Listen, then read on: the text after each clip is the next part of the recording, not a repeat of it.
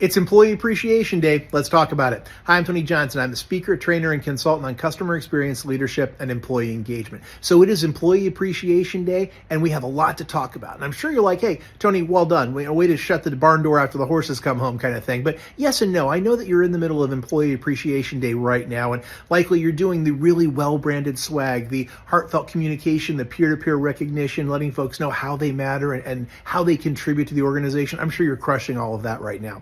What I want to talk about is the way forward. This is not the finish line. It's the starting pistol for great employee engagement. So using Employee Appreciation Day as a springboard is how you will set yourself apart as an employer of choice.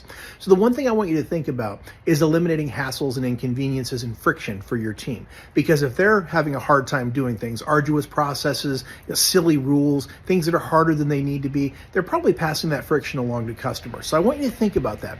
What rules, what processes, what things need to be simpler, easier, and less friction-y to make things easier on your team members. Now, work usually is never going to be like super easy, but if you can find ways to remove silly inconveniences and hassles, that will go a long way toward your team really delivering exceptional experiences for your customers and just increasing productivity overall. So make sure you're thinking about that. What rules need to be 86 in your organization? Reach out to your team and get their feedback as well, and then take action to go ahead and just go knock those right out of your team's way, because I promise they will pass that on to your customers. Talk to you soon.